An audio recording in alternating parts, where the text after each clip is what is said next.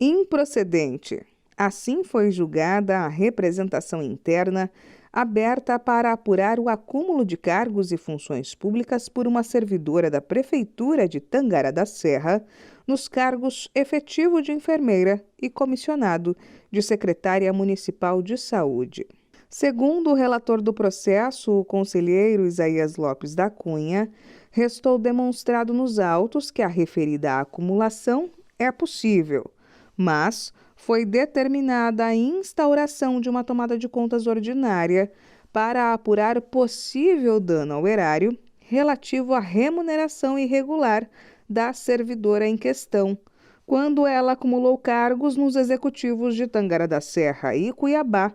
entre 2011 e 2015. Portanto, determina a instauração de tomada de contas ordinária, a fim de apurar os fatos, fazer a identificação dos responsáveis, quantificar o dano ao erário decorrente da irregularidade relativa à realização de despesas irregulares com remuneração à servidora. Determinações também foram feitas pelo conselheiro Luiz Carlos Pereira à Prefeitura de Sinop, no julgamento parcialmente procedente de uma representação aberta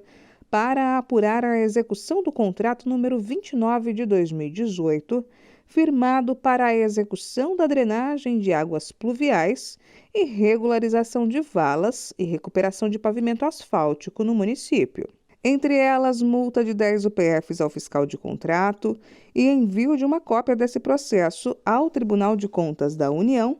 para a adoção das medidas que o órgão julgar pertinentes. Já a Assembleia Legislativa de Mato Grosso, em outro processo, o conselheiro relator determinou que o órgão somente efetive contratações de obras ou serviços com prévia realização de estudos técnicos preliminares e elaboração do projeto básico. Essa determinação consta no acórdão referente a uma representação de natureza interna julgada procedente por unanimidade dos conselheiros do Tribunal de Contas de Mato Grosso durante a 7ª sessão ordinária do Tribunal Pleno, quando foi analisada a contratação pela Assembleia Legislativa do serviço de confecção e instalação de placas de sinalização por meio da adesão a uma ata de registro de preços. Convém destacar que a carona na ata de registro de preço não pode servir de pretexto para que a administração pública se descuide dos deveres estabelecidos pela Lei 8666, mesmo porque os estudos técnicos e projeto básico não são afastados nem nas hipóteses legais de contratação direta, por força do artigo 7º, parágrafo 9º da Lei de Licitações.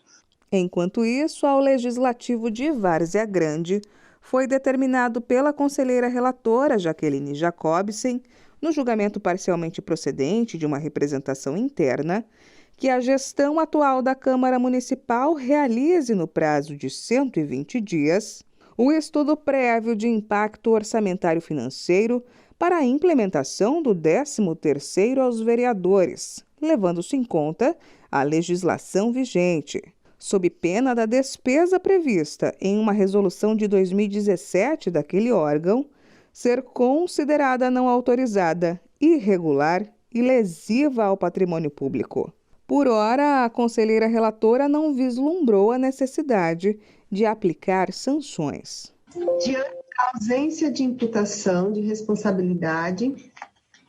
e de citação do ex-gestor municipal, o senhor Benedito, bem como da inexistência de qualquer pagamento de 13º salário aos vereadores da Câmara de Várzea Grande, não verifico possibilidade ou mesmo necessidade de imputar sanção ao ex-gestor que à época publicou a questionada resolução número 14 de 2017. Já o conselheiro Moisés Maciel, ao julgar procedente a representação interna que apurou atos ligados ao pregão eletrônico número 10 de 2019, elaborado para selecionar empresa para serviços de limpeza, conservação predial e cooperagem para atender a Prefeitura de Cuiabá, secretarias municipais e unidades gestoras descentralizadas,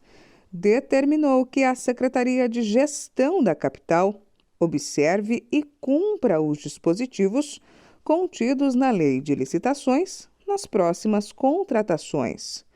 Multas não foram aplicadas, uma vez que o referido pregão foi anulado. Com efeito, entendo que a anulação do certame licitatório em questão, mesmo tendo sido realizado de ofício, não é causa suficiente para embasar o arquivamento dos autos, visto que, como bem pontuou o órgão ministerial, a procedência da presente representação de natureza interna possui caráter didático, com a finalidade de evitar a reiteração da prática dos atos administrativos contrários à legislação, sobretudo aqueles que podem onerar consideravelmente ou mesmo lesar o patrimônio público, como é o caso do aumento substancial de preços verificado pela equipe técnica desta Corte de Contas no deslize do pregão eletrônico 10/2019.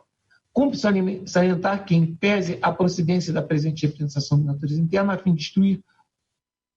o administrador público a evitar reiterados erros, não é razoável a aplicação de multa regimental aos responsáveis pela irregularidade do pregão eletrônico 10/2019, visto que o certame foi anulado de ofício pela parte representada em tempo hábil, não tendo causado lesão aos princípios administrativos ou dano ao erário.